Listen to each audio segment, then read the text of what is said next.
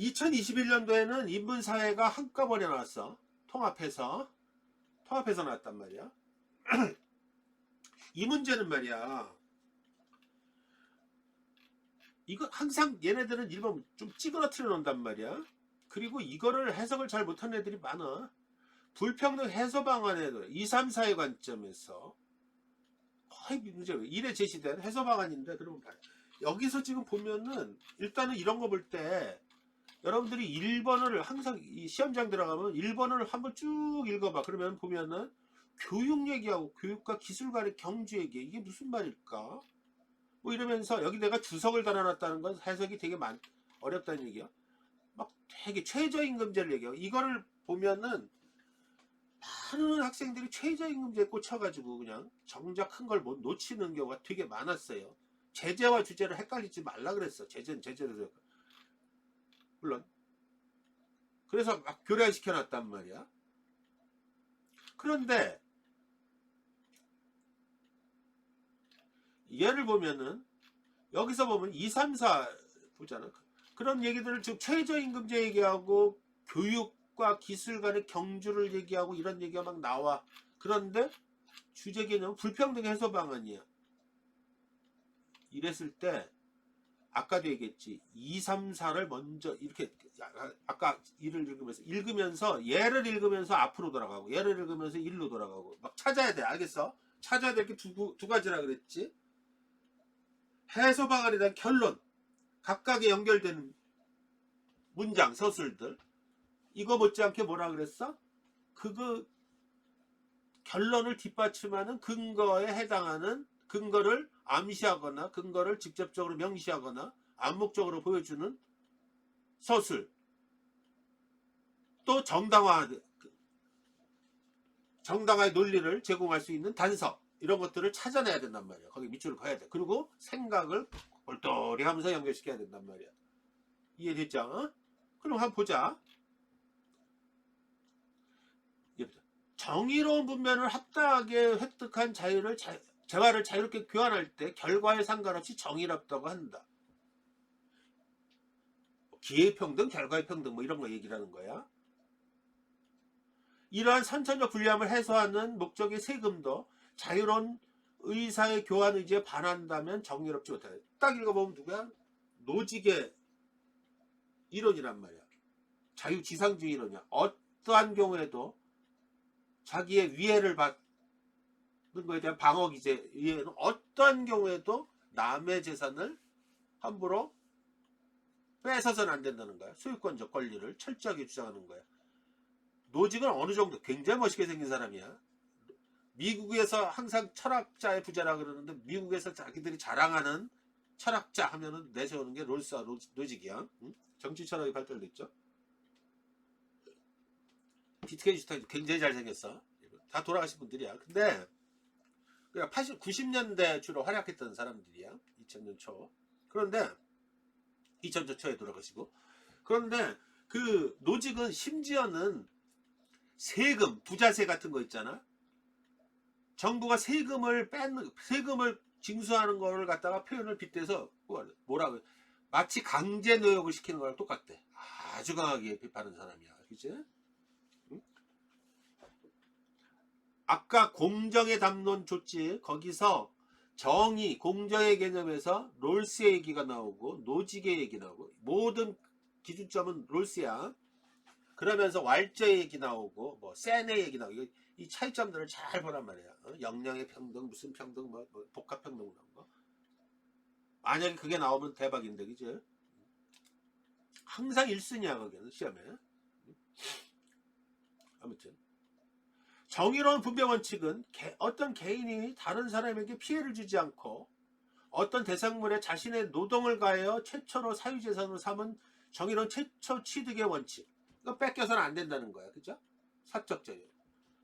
자신의 노동에 의한 결과뿐만 아니라 타인에 의해 자유로 양도된 것에 대한 정당한 소유권의 원칙인 양도에서의 이전의 원칙. 이것도 취득, 양도, 이전의 자유가 있다는 거야. 취득 및 양도의 과정에서 부정의로 인해 현재의 소유 상태가 발생했다 바로잡을 부정의 교정의 원칙. 억울하게 뺏겼다면은. 그건 아닙니다. 이걸 노직의 소유 권리론이라 그래. 노직의 소유 권리론은 최소 국가가 정당화돼. 방임 국가. 치안, 개인의 어떤 재산 강탈 이런 것만 막는 데 그치는 거지. 나서가지고. 그러니까 노직은 그 어떤 공동체주의적인 사고에 아주 강한 반발한 사람이야. 그 사회주의적인 발상에 전형적인 자유주의자야.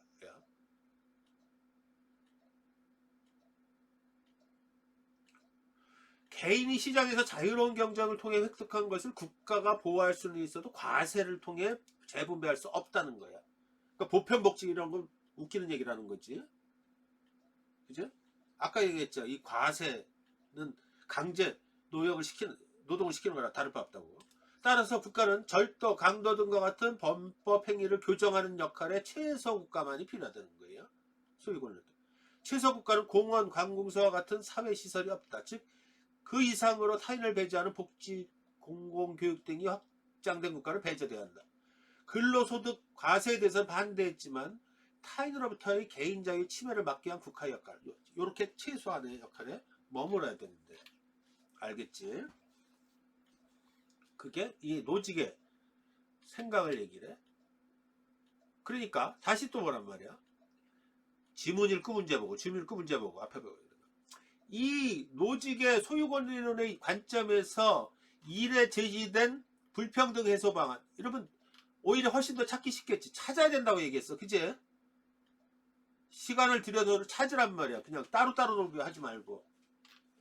아, 이 원칙에서 그러면 이따 뭐 어느 부분이 여기 해당하는지 찾으란 말이야. 미칠 거. 개를 중심으로 봐야 된다면 그냥 딴 거 이상한 거 찾아서 쓰지 말고. 논적 이탈한다 그랬지. 그 다음에 염구는 공서화가 제나라 사신으로 갈 때 공자에게 공서의 화의 홀로 남을 어미를 위하여 곡식을 청구하였다. 공자는 6말 넉대를 주라고 말했다. 이에 공서화는 더 많이 청했대. 인간의 탐욕은 끝이 없다는 거야. 그러자 했더니 공자는 깎아라 뭐 이런 거야. 2말 넉대를 줘라. 그런데 염구는 800말을 줬대. 이에 공자는 불쾌하게 이 새끼 내 말 안 들어. 그래서 공서화가 제나라, 이런 비유적인 표현은 그게 무엇을 의미하는지 주제에 맞춰서 제나라로 가는데 살찐 말수레를 타고 가볍고 호사한 가죽을 입고 가는구나. 그러니까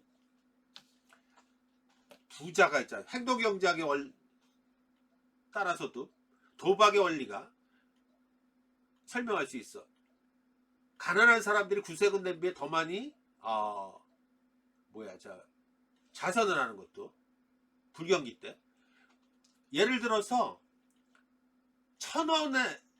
1,000원에서의 마이너스 100원, 900원과 100원, 그러니까 1,000원, 100원 모자라는 1,000원, 10만원에서 100원 모자라는 10만원은 차이가 엄청나는 거야. 사람들은 1,000원 이런 거 했을 때는 100원 별거 아니라고 보는데 10만원 이런 거 막 거기서 100원 빠지면 미쳐버리려고 그러지. 그치? 100원 채우려고 노력 무지하게 하지. 그치? 이게 도박의 심리하고도 비슷한 거고. 응? 여러분들이, 나는 옛날 시티은행에 있었는데 여러분들이 보면은 너무 놀란 게 말이야. 편의점 같은데 그 ATM기 있잖아. 그 수수료가 1,000원도 넘는데 난 저런 애도 봤어. 돈 10,000원 뽑는데 거기서 뽑는 놈들 봤어. 그게 얼마나 골인지 여러분들 잘 모르지. 그지? 나는 선생님은 절대로 뭐 이걸로 다 하지만은 수수료 낸다 그러면 멀어도 내 은행 가가지고 수수료 안 내. 그게 굉장히 큰 거야. 알겠어? 그게 진짜 은행이 합법적으로 고리 떼먹는 거란 말이야. 그 수수료 명목이야. 그게 굉장히 큰 건데. 그런 심리들. 아무튼 근데 여기서 중요한 건 뭐야? 가볍고 호사한 가죽을 입고 가는데 그러니까 공자는 무슨 생각이야? 저런 애들한테는 말이 좁았자, 그죠? 더 탐욕을 부리고, 여기서 딱 탐욕이란 말 이런 거 생각이 나요. 가진 자가 더 악랄하고 뭐 이런 것들. 그러나 군자는 궁박한 일을 구제하지 부유한 자를 보태주지 않는다. 그거 들었다. 그거 말하였다. 원원이 공자의 사신이 된 후 녹봉으로 900마를 주었다. 원원은 이를 사양하였다.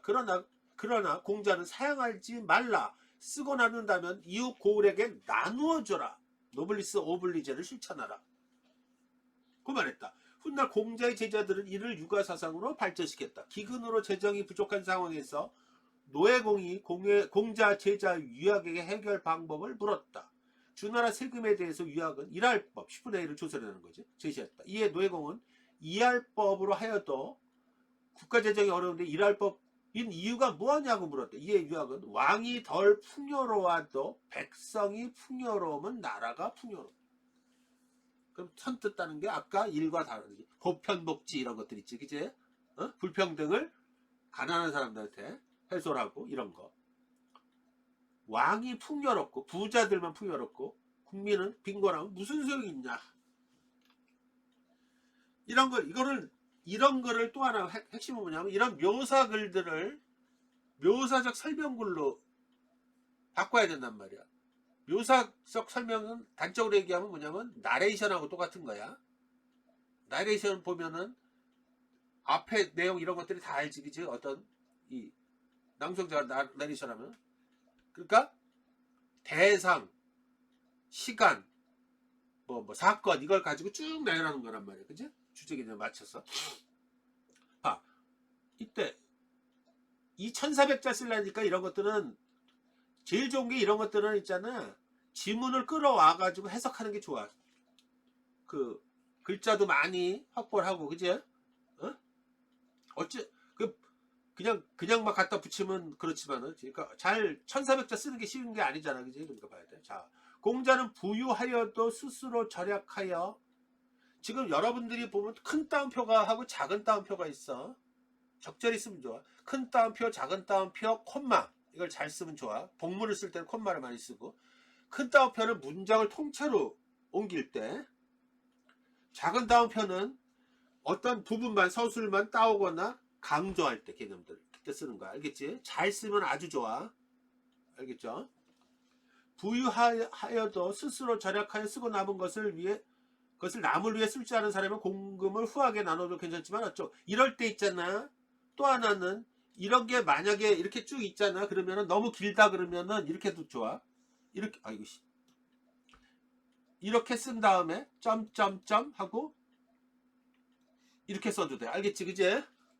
다 이해한단 말이야. 얘를 없애고 생략을 하고. 알겠지? 그제? 이걸 설명하려고 이렇게 쓴 거죠. 무슨 말인지 이해되죠?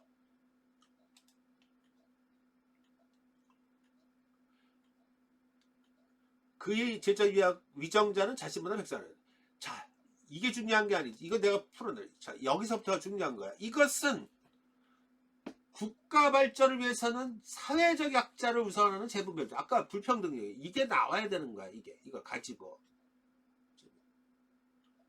하며 분배 정치 실현하기 위해서는 지도층이 우선 배려한 노블리스 오브르제를 실천해야 된다는 거.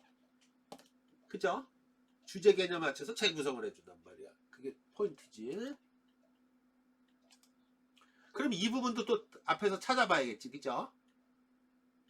지금 일 따로 하고 지금 일을 요약하는데 막 급하게 그러지 말고 충분히 보면서 거꾸로도 보고 이러면서 찾으란 말이야. 일단 다 찾아놓으란 말이야. 알겠어? 연결을. 그 다음에 이제 자료가 있어. 자료 이렇게 세부적으로 이렇게 보지 말란 말이야. 크게 이렇게 봐. 자, 보면은 가구당 월 교육비 60만원 이상 지출 비율이 소득 이걸 소득이 몇에는 70이고 있다고 소리 하지 말고 소득이 높은데 교육비 지출이 많은 거야. 그죠? 그러니까 뭐야? 소득에 따라서 이렇게 차이가 나는 거고. 그 다음에 이게 이 얘기. 그러니까 이게 부의 대물림으로 교육까지도 이렇게. 근데 아까 봤죠? 지금 보면은 여기 교육과 기술 간의 경쟁. 얘를 풀어야 되는 거야. 교육이 얼마나 중요한 건지 다 있어. 또 예를 보면은 서울시 청년이 생각하는 계층 상승 가능성을 봤더니 2011년에 비해서 시간이 지나니까 20년에 보니까 부정적인 게 굉장히 늘어났단 말이야. 그치? 그 이유는 뭘까? 항상 옆에다 물음표를 딱 해. 그 이유를 적어야 돼. 그 내용보다 해석된 거. 교육 때문에 좀 일어나는 거지. 그치? 교육 기회가 적고 뭐 여러 가지. 그 다음에 여기 보면은 이제 여기서 보면 이게 고교 이후 대학 진학, 바로 여러분들처럼 선 취업한 다음에 대학 진학, 고졸 취업, 소득이, 부모 소득이 보니까 아무래도 소득이 높을수록 교육 많이 받아가지고 바로 간다는 얘기야. 그죠? 여길 보니까 기업체에 취업을 했는데 고교 이후에 대학 진학한 거하고 취업 후 대학 진학한 거, 고졸 취업. 근데 중요한 건 뭐야? 별로 차이가 안 나. 이게 무엇을 말하는지. 요런 것들을 지금 봐야 되는 거야. 요런 것들이. 그 논리를 만들어야 돼. 지금 선생님이 뭐라고 봐봐. 이렇게 해석을 했어. 소득이 높은 가정과 낮은 가정의 자녀 교육 지출 비용은 크게 차이 난다. 그림 1. 옆에다 가로치고 그림 1 이렇게 해도 된단 말이야. 어? 이게 그림 1 얘기야. 그 다음에 2011년 대비 2020년 서울시 청년들의 계층 상승 가능성을 비교하면, 앞에 이거 다 생략해도 돼. 이를 긍정적으로 생각할 청년의 비율은 같지만 부정적으로 생각하는 청년의 비율은 크게 늘었다는 게 그림 2지. 이거 다 쓰지 않아도 돼. 결론만 써도 돼. 너무 많으면은 불필요한 거 다 빼란 말이야. 내가 분명할 때. 부모 월평균 소득이 높은 가정의 학생들은 고교 이후 대학에 진학하거나 선취업 후 대학에 진학한 반면에 낮은 가정의 학생들은 곧바로 취업하는 거 나타날 때 300인 이상 대기업 취업률은 고교 이후 대학에 진학한 학생, 선취업 후 대학 진학한 학생, 고졸 취업 학생 수이지만 차이는 크지 않다. 이게 되게 중요한 거지. 응? 이게 뭐를 의미하는지 이런 것들은 잡아내야 돼. 자, 이상을 종합할 때 앞에 안 쓰고 얘만 써도 돼. 얘만 해석된 결과 안 쓰게 더 좋아. 부모의 소득 격차가 가정 내 교육 지출 비용 차이로 이어지면서 자녀의 대학 진학률을 낮추고, 이것은 결과적으로 경제적 취약 가정의 계층 상승 욕구를 떨어뜨리는 요인으로 작용한다는 거지. 그렇죠? 그와 함께 선취업 후 대학에 진학한 청년과 고교 졸업 후 곧바로 대기업에 취업한 청년의 취업률이 대학 진학 후 대기업에 취업한 청년들의 취업률에 비해 크게 낮지는 않다. 이것이 뭐냐면지 하나하나를 풀어내는 게 지금 핵심이란 말이야. 얘를 가지고 이제 얘를 들여다보는 거야. 지금 다시 또 문제 봐. 얘의 관점에서 해소 방안들. 그럼 벌써 봤잖아. 얘는 여기는 벌써 교육이 굉장히 중요한 부분. 그죠? 얘는 노블리스 오블리스의 사회적 약자를 배려하는 게 굉장히 중요한 부분. 얼핏 봐도 옆에 적으란 말이야. 근데 얘는 반대로 소유권적 소유 권리를 따져 소유권적 권리는 뺏겨서는 안 된다고 지금 보는 거야. 그럼 각각이 이거를 쓸 때 여러분들 보면 꽤 맞추기, 얘는 지지한다, 얘는 뭐 옹호한다, 뭐 반박한다 이런 식으로 쓰는데 그게 나쁘진 않은데 잘 논리적으로 자꾸 설명글로 만들지 말란 말이야. 꽤 맞추는 식으로. 아무튼 보자고. 이게 굉장히 어려워. 이 지문이. 얘네들 1번 지문은 정신 빠졌죠. 자, 아까 그 개념을 가지고 이제 어떤 부분에 유념해야 되는지 한번 보자. 10분만 시간을 줘. 알겠지? 노동소득의 불평등, 특히 임금 불평등은 사회와 국가에 따라 큰 차이를 보이는데, 이를 뒷받침하는 가장 널리 알려진 이론 중 하나가 교육과 기술 간 경주래. 자, 이거 봐. 이 이론은 이론적 두 개의 가정을 바탕으로 하는데, 첫째, 한 노동자의 임금은 그의 한계 생산성, 즉 그가 일하는 기업이나 생산성에 대한 개별적 기여도와 동일하대. 이런 걸 가지고 자꾸 꽂히지 말고 그 전체를 보란 말이야. 둘째, 노동자의 생산성은 무엇보다도 그가 보유한 기술, 그리고 그가 속한 사회 내의 기능, 수요와 공급에 따라서 개인뿐만 아니라 사회적인 어떤 역량에 따라서 차이가 나는데, 개인 그리고 사회 문제. 실제로 기능의 공급은 다름보다 교육제도 정책에 되게 좌우되는데, 그러니까 자료 나온 거랑 연결돼야 돼, 그치? 이걸 얼마나 많은 사람이 이러한 교육 과정을 밟았는지, 교육의 질은 어떠한지, 교실에서의 이론 수업이 현실에 적합한지, 적합한 전문적 경험에 의해 얼마나 보완되는지 등이 영향을 미친다. 그리고 기능에 대한 수요는 무엇보다도 사회가 소비하는 상품과 서비스를 생산하기에 이용이 가능한 기술의 상태. 자꾸 기술 얘기래, 교육을 얘기하는데. 그러니까 이 기술이 의미하는 것, 교육과 기술 간의 이게 무시되면 안 되는 거야. 참고로 딴 얘기하면은 공정의 담론에서 인도계 미국 하버드대 교수인가? 철학자 아마티아 센이라고 아주 유명한 사람이야. 노벨상 받은 분이야, 경제사. 이 양반이 역량의 평등을 얘기를 했어. 암만 돈으로 보편복지 돈으로 깔아주고 여러분들한테 무슨 우리처럼 상품권 주고 뭐 그래봤자 말짱 그때만 좋다 이거야. 좋을 뿐이라는 거야. 그게 아니라 할 수 있는 역량을 개발해 줘야 되는데, 공정무역 같은 공정 말되지. 인도 보면은 그치? 지금은 되게 발달했지만은 그 낙후된 데 같은 데가 뭐 암만 막 돈 줘봤자 쓰고 나면 맞는 거야. 저 남미 같은 데 그런 데잖아. 기술 가르쳐 줘야 되고 이런 것들이 역량의 평등이 되게 중요하다는 거고, 이 자체가. 그러니까 이런 거를 읽으면서 여러분들이 역량의 평등 이런 말들이 생각나면 얼마나 좋을까. 그걸 가지고 글을 쓰면은 불평등 해소할 때 단 교육은 통해서 역량의 평등을 길러줘야 되는 쪽까지 나아가겠으면 참 좋은 거란 말이에요. 그지? 단지 돈만 분배하는 게 아니라 거기까지 나아갈 수 있는 이 기술의 의미가 되게 중요한 거예요. 그래서 여기 봐. 계속 같은 얘기하죠. 교육제도의 상태와 기술의 상태가 중요한데. 그러니까 교육만 지금 여기서 좀 벌써 보면 알겠지. 교육의 상태 이건 풀기 쉬운데 지금 관건은 얘야, 얘. 그치?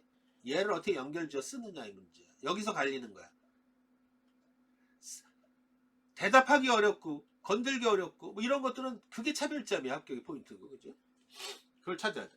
최소한 이 두 요인은 서로 다른 집단들의 절대적인 힘에 영향을 미치는데, 하지만 이 두 요인도 다른 많은 힘에 좌우되기도 하는데, 교육제도는 공공정책, 다양한 교육과정에 대한 선택기준, 재원합법, 어쩌고 저쩌고 저쩌고. 기술의 진보는 혁신이 얼마나 빠른 속도로 이루어지고 실행되는지에 달려있대.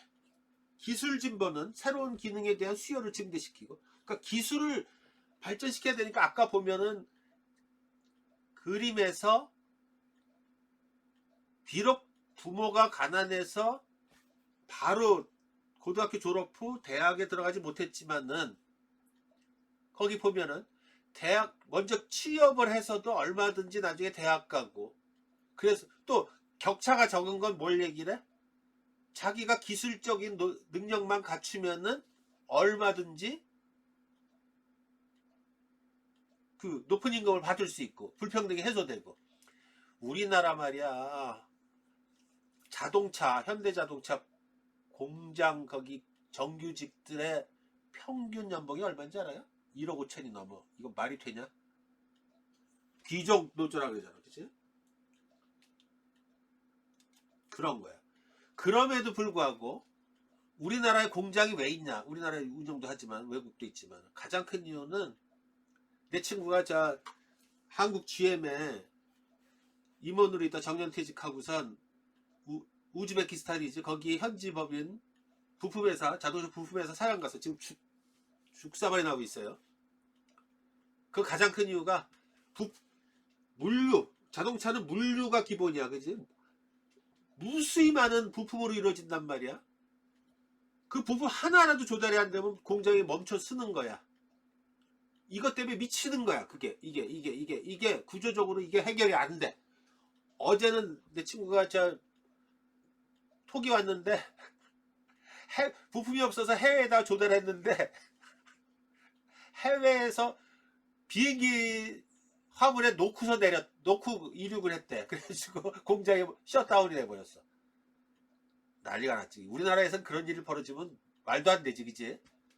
그러니까 고임금에도 또 고부가 가치가 갖고 있는 기술자들이 많고, 다 이유가 있는 거야. 아무튼 그 기술이 되게 혁신 되게 중요한 거.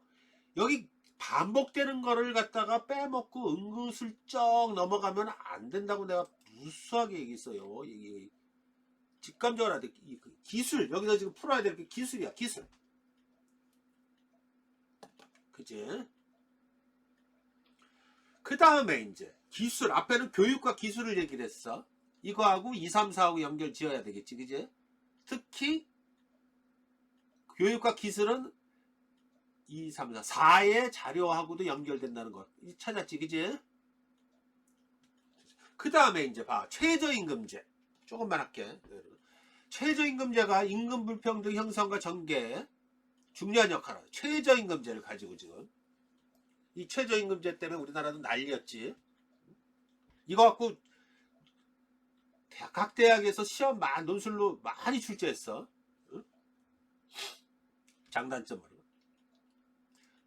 노동시장의 규제들은 사회정의에 대한 각 사회의 인식과 규범에 따라 결정될 뿐만 아니라 뭐 정치, 사회, 경제, 뭐 문화, 역사와 관련을 맺는데 각각 다른데 이 얘기는 뭘 암시해? 최저임금제가 좋다고 해서 무턱대고 적용하고 이러면은 큰 문제가 발생할 수도 있다는 얘기지, 그지? 우리나라도 그랬고. 실제로 최저임금제가 필요한 이유로는 우선 특정 노동자의 한계 생산성을 측정하기가 항상 쉬운 게 아니래. 특히 어떤 거야? 저임금, 저숙련 노동자 같은 경우, 그치?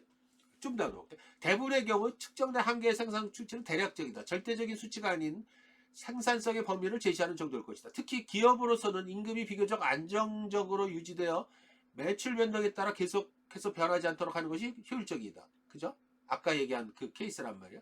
이러한 상황에서 상여금이나 다른 성과금 활용을 배제하지 않으면서 고용계약으로 일부분으로서 노동자 월급을 보장하는 일종의 임금보험을 제공하는 것은 모든 사람의 이해관계에 맞을 수가 있대. 좋지, 그지?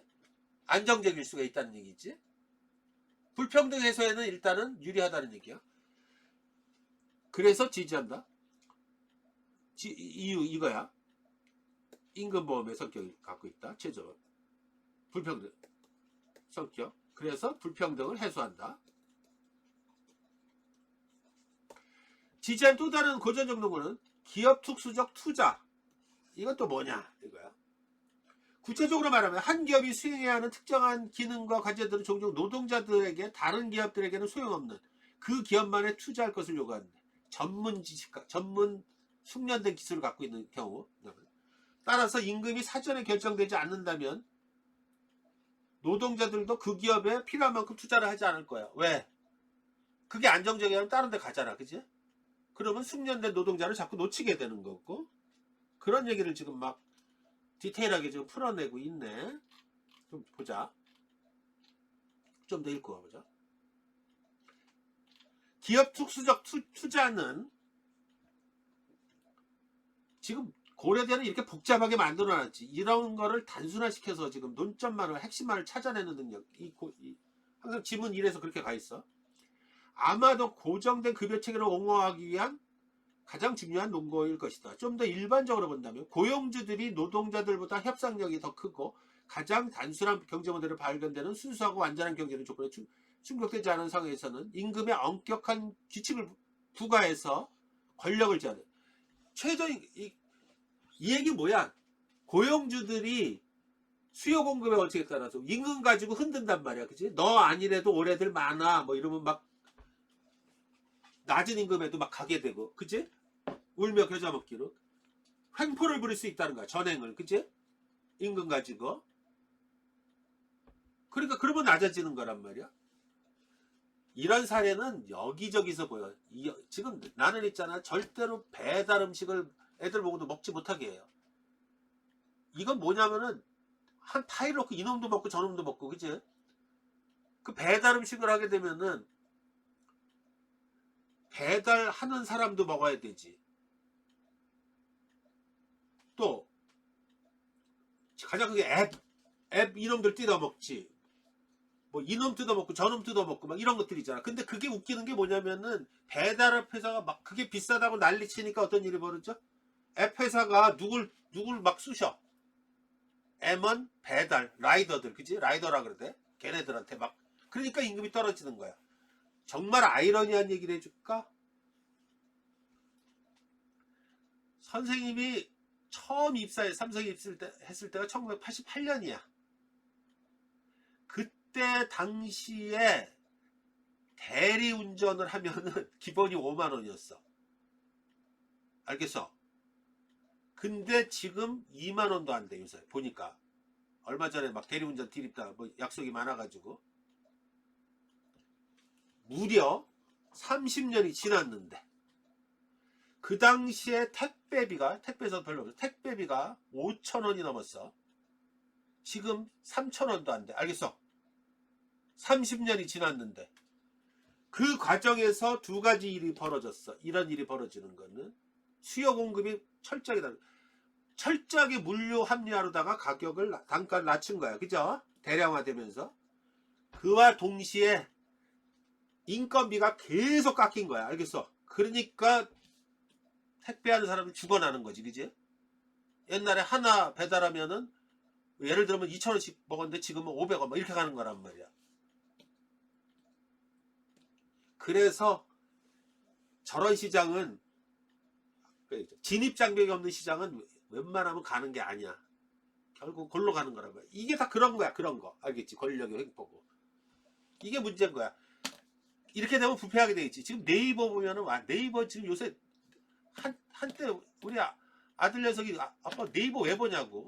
구글 보지. 네이버 내가 요즘 봐서 네이버 잘 안 봐. 그치? 정보에 막 쓰레기통이. 거기다 보면은 정보 다 광고성 기사만 올라오고 막 이런 거잖아. 그치? 다 횡포고. 하면서 딴 얘기지만. 예를 들어 한 지역 노동시장에서 소규모 고용주 집단이 수요를 독점하고 있다면, 즉 지역 노동력의 이동성이 제한되는 등의 이유로 이 집단이 사실상의 유일한 고용 창구일 경우, 독점적인 지위를 유지할 경우 이들은 가능한 한 임금을 낮춰서 우위를 악용할 거다. 아까 봤듯이 임금보험의 성격, 두 번째는 고용주의 횡포를 막아야 된다는 거지. 이게 딱딱 정리를 하란 말이야. 그들은 어찌 보면 노동자의 한계 생산성보다 임금을 더 낮출 수도 있단 말이야. 지금 그렇게 벌어졌다고 아까 내가 얘기했는데, 택배나 이런 건 한계 생산성 이하야 지금. 알겠어? 그러니까 죽어나는 거야 지금. 그러한 상황에서 최저임금 기준을 부과하면 경제는, 그러니까 균형이 안 되는 거야. 경제학자는. 이게 시장의 실패야. 알겠어? 어? 독점이 일어나고 더 가까워질 수 있고, 고용수를 높인다면서 공정할 뿐만 아니라 효율적이라. 근데 그 이면도 있단 말이야. 불완전한 경쟁을 바탕으로 하면 최저임금이 정당화를 가져가면, 최저임금의 목적은, 최저임금을 부과를 하면은 이 불안전 경제, 시장의 실패를 막을 수가 있다는 얘기야. 알겠지? 그지? 어? 이거 경제학을 전공한 사람들은 잘 알아. 시장이 실패되는 원인들이 많지. 공공재 부족도 있고, 그지? 독과점 현상, 뭐 이런 것들 여러 가지가 있어, 그지? 기회비용, 뭐 여러 가지. 그건 경제에서 많이. 최저임금제, 이걸 가지고 경제학에서 되게 많이 설명을 한단 말이야. 시장의 균형을 이루기 위해서. 그래서 공정할 부분은 효율적이라는 거야. 왜? 최저임금 목적은 어떠한 고용주들도 자신의 권한을 남용하지 않게 만든다는 거야. 알겠지? 그지? 어? 그 내용을 지금 담고 있단 말이야. 그러면은 여기서 지금 보면은, 여기서 지문 내용을 지금 여기 읽어봐. 응? 좀 부연하는 게, 미숙련 노동자의 가격 인상. 이게 지금 또 그 다음에 기업의 착취, 이런 것들, 응? 이런 걸 막는다는 거야. 그 자체가. 그건 읽어봐. 그러니까 얘를 가지고 지금 또다시 생각을 해보란 말이야. 아까 3은 2, 3, 4는 해결이 됐지, 그지? 핵심 키워드라고 자꾸 연결을 해봐. 그러면은 2와 3을 어떤 거랑 자꾸 연결을 지금 해야 되나, 그 생각을. 얼핏 봐도 2를 보면 아까 최저임금제의 어떤 이점, 효용성 이런 것들하고 연결짓게 수 있겠지, 그지? 알겠어, 그지? 또 3 같은 경우 보면은 재분배 정책 어쩌고 저쩌고 하면서 이 재분배 정책에서 단지 교육 가족 뿐만 아니라 기술에도 투자 늘리면서 재분배하는 것도 방편이지. 단지 돈만 주는 게 아니라, 그치? 그 논리를 생각을 해서 연결을 하는 게 제일 중요한 부분이란 말이야. 알겠죠? 그죠? 자, 이제는 그렇게 연결이 지었으면은 이제 논리를 구성해야 돼. 또는 아까 이게 최저임금제 실시는 이의 어떤 이 소유 권리론에 의한 폐해를 막을 수 있다는 논리로 또 접근할 수도 있지, 그죠? 알겠죠, 그죠? 중요한 것보다 이 안에서 치열하게 그 논의점들을 찾아서 연결하고, 두 번째 중요한 게 뭐야? 판단의 근거들을, 정당화되는 이유들을 찾으라는 얘기야. 근데 막 쓸데없이 최저임금제만 쓰래. 최저임금이 제재를 가지고 자꾸 주제인양 막 갖다 확대 해석을 하지 말라는 얘기지. 그러면 봐봐. 선생님 지금 뭐라고 썼나 봐봐. 일에 따르면 노동소득의 불평등은 기업의 기술 혁신에 맞춰 개인의 능력을 끌어올릴 수 있는 적절하고 효과적인 교육이 뒷받침되지 못할 때 발생한다. 사회와 국가가 제공하는 교육제도와 개인이 습득한 전문기술이 상호작용하면서 선순환 구조를 이루도록 최저임금제도로서 국권이 뒷받침할 때 불평등은 해소되고 분배정의는 실현될 수 있다. 이렇게 볼 수 있겠지. 자, 그러면 2, 3, 4의 관점에서 볼 때 1의 분배 정의 실현 방안은 다음과 같이 평가될 수 있다. 하나만. 첫째, 먼저 이는 개인의 소유권을 강조하면서 국가가 나서 재분배를 하려고 들어서는 안 된다고 주장한다. 최저임금제는 기업의 자유로운 경쟁활동을 저해하는 일종의 징벌적 과세와 다를 바 없기 때문에, 징벌적 과세라는 말을 썼어, 그지? 기업의 입장에서는 노동시장에서의 고용주와 노동자 간 경쟁의 균형을 깨뜨리면서 결과적으로 고용 수준을 낮출 뿐이다. 이에 따르면, 하지만 반박을 해야지. 최저임금제는 원초적으로 열세에 놓인 약자의 한계 생산성을 교정하는 일종의 보험과도 같아서 개인의 근로의욕을 높이고 개인의 역량을 발휘할 수 있는 교육기회도 제공하기에 정의의 원칙에 부합한다. 따라서 이를 제도로서 확립할 수 있다. 이런 논리를 펼칠 수도 있겠지, 그죠? 논리 구조를 보란 말이야. 여러 가지 나와. 또 한편 2에서 3에서 공자는 쭉 아까 얘기했지. 이것은 국가 발전을 위해서는 사회적 약자를 우선하는 재분배가 중요하며, 분배 정의 실현을 위해서는 국가 기업이 적극적으로 나서서 약자를 우선하는 교육 및 기술 관련 정책을 수립 시행해야 한다는 사실의 중요성을 역설한다. 다 지금 연결을 해야 된단 말이야, 그치? 이를테면 이거 맞바꿔서 써도 돼. 아까 2와 3, 그죠? 논리를 만들면 돼, 그죠? 최저임금제는 기업의 특정 업무에 맞춰 최저임금제를 가지고 지금 양쪽에 다 풀었어도 개인의 기술 역량을 특화할 때 놓치게 되는 일종의 기회비용과 같다는 관점에서 접근함으로써 아까 역량 불균등에 따른 불평등 해소를 위해 기업의 사회적으로 다해야 된다. 알겠지, 그치? 4의 내용을 종합할 때 이렇게 써.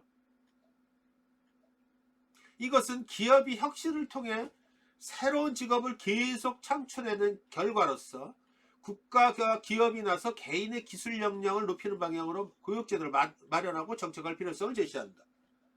비록 대학 교육을 충분히 받지 못한 계층일지라도 기술 혁신에 부합하는 인재이자 일하면서 공부하는 인재로 거듭난다면 격차는 줄어들고 해소된다. 이런 논리. 그 디테일을 다 잡아내야 돼. 알겠어? 많은 학생들이 최저임금제가 뭐라는 거야. 다 지문에 있는 내용 쓰지 마. 최저임금제가 불평등 해소에 긍정적이다 또는 부정적이다 하는 뭐다, 어떤 작용을 하는지를 설명하는 게 중요한 거란 말이야. 자꾸 최저임금제만 쓰고 있어요. 제재를 풀어서 써요. 체제를 그대로 갖다 따서 해설, 그건 설명밖에 안 되는 거야. 그거는 논증의 물음하고 전혀 상관없는 거야. 비평하는. 그게 무슨 의미인지 주제예요. 불평등에서의 어떤 의미를 갖고 있는지 그거를 풀어내야 된다는 거야. 알겠지요? 어? 다시금 여러분들이 한번 보면서 곰씹어봐. 있다 짧게 리뷰를 해보고 다시 찾아봐란 말이야 스스로. 그래서 문제 따로 보면서 거기서 또 찾아봐라. 그럼 여러분만의